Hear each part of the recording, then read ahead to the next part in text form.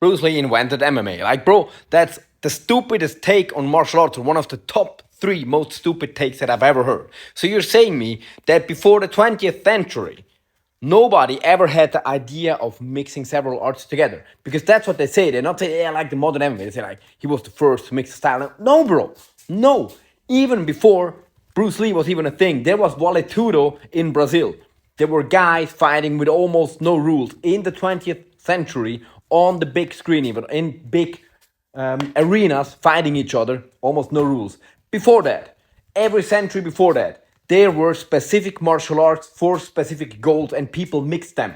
Do you think that a man who learned the art of sword fighting didn't also learn the art of spear fighting, and also the art of wrestling, and also the art of striking? Here in Europe, there were several martial arts as specific tools for specific goals, specific reasons. And we, of course, mixed them all the times. And the same is also true for East Asian martial arts. You learned specific martial arts for specific reasons.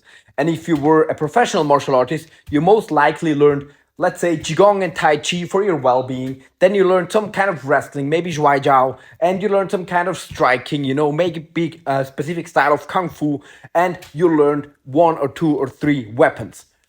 That's it, man. And even like the most ancient example that I know of is the ancient Greeks in Europe, like 2,500 years ago. They had three Olympic fighting styles. Pale, that was ancient Greek wrestling.